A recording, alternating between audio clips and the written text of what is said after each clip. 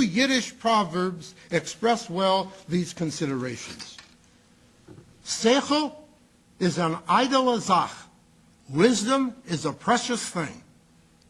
Der Emes liebt nicht, der Emes starb nicht, der Emes martyrt sich. The truth is not alive. The truth is not dead. It struggles. Again, thank you very much for being here.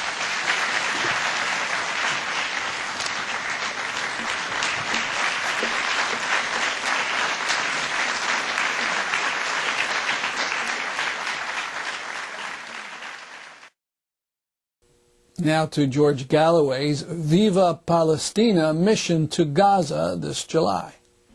The Palestinians can face Israeli aggression. What they can't face is what that little girl asked. Where is this Arab world?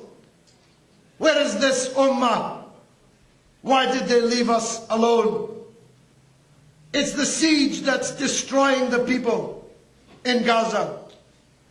Just the other day, there was a huge fire in Al Arish at the Susan Mubarak Stadium. What was burning was a mountain of food sent by Qatar to feed the Palestinians in Gaza, which had rotted in the stadium in Egypt because it was not allowed to cross the border. What kind of people are they? What kind of people allowed food to rot whilst Palestinian women in Gaza are clambering over the garbage heaps looking for food to eat? What kind of people allow their food that they sent to be burned without saying a word about it? Where is the Arab League? Where are the 300 million Arabs in the Arab countries? Where are the presidents and the kings?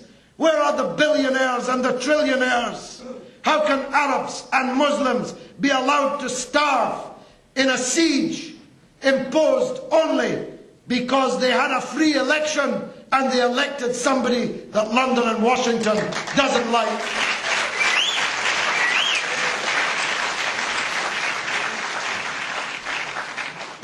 So we have to break that siege. If the Arabs can't break it from the Arab world, we have to break it from the outside. And we can do it. The President of Egypt doesn't want these convoys coming across his country. But as you saw in the last 24 hours, another huge convoy has been admitted into Gaza, and full marks to those who got it there. Because the people in the convoy went on hunger strike and were ready to starve themselves to death unless their convoy was allowed in. This is the audacity I'm talking about. We have to make it such that no government would dare to stop those who want to come to the rescue of that little girl and all the other little girls and boys and mothers and fathers who are suffering in Gaza. That's why on the 4th of July, Independence Day, the birthday of your country, I will lead a convoy from JFK Airport in New York, headed for Cairo, headed for Rafah, and to break the siege.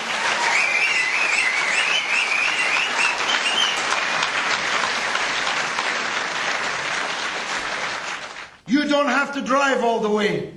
You can't. You don't have to sleep in your cars like us.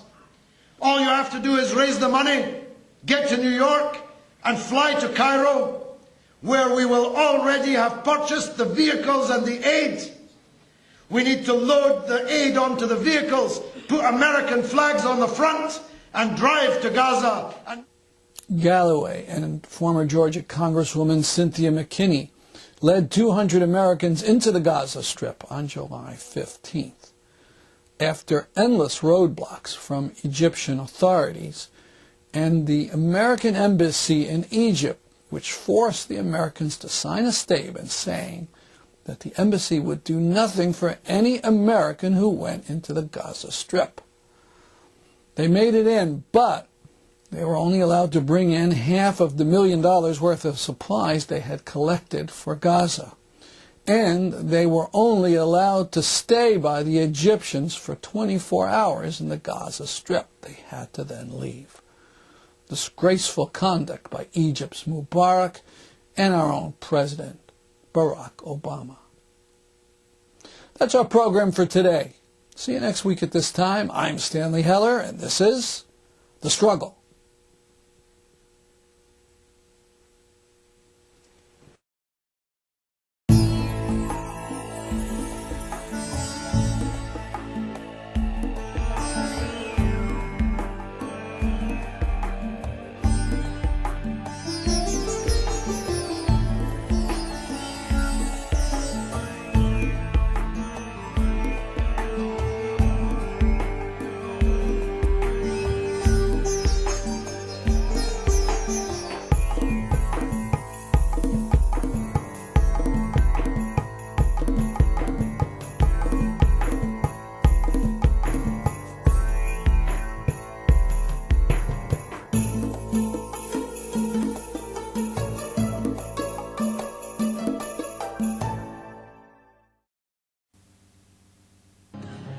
We've got a situation and it calls for a solution that upholds our domination of the planet.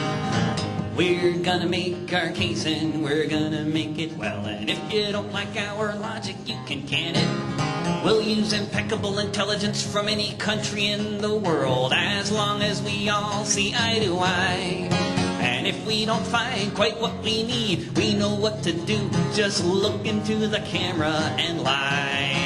It's Operation Iraqi Liberation. Tell me, what does that spell?